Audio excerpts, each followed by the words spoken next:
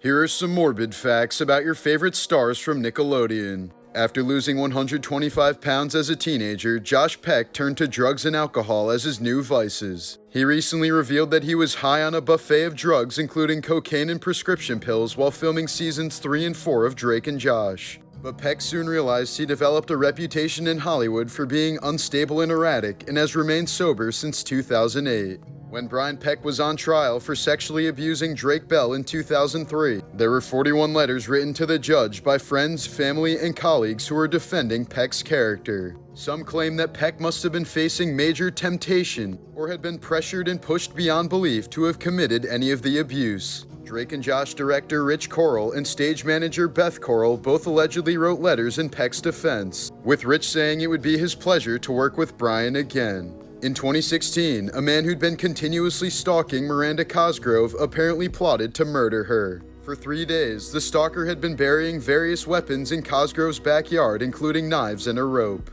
One day, he spent hours pacing around the area and eventually shot at a woman who looked like Miranda. The man then performed self-immolation before turning the gun on himself right in Cosgrove's yard.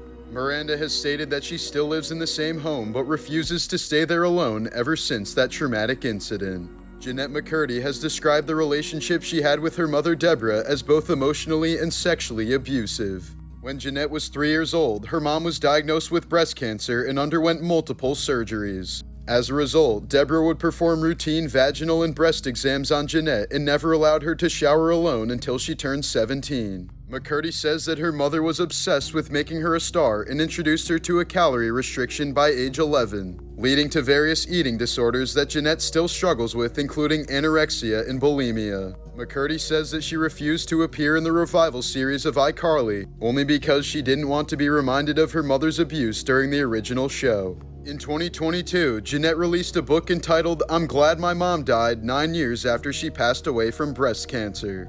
After being a massive Nickelodeon star in the 90s and early 2000s since the age of 10, Amanda Bynes faced a public downfall after retiring from acting in 2009. She began raising eyebrows when she received a DUI upon crashing into a police cruiser in 2012. After being released, she was arrested several more times for DUIs, holding up traffic, and hit and runs until her license was finally suspended. In May of 2013, officers arrested Bynes once again for reckless endangerment, amid reports that she threw a bong out the window of her New York City apartment. A few months later, she was sent to a psychiatric hospital after starting a fire at the end of someone's driveway in California. Soon afterwards, Bynes announced that she was diagnosed with bipolar disorder and conservatorship was granted to her parents. The 38-year-old now goes by the name Midge Gardiner and is completely unrecognizable.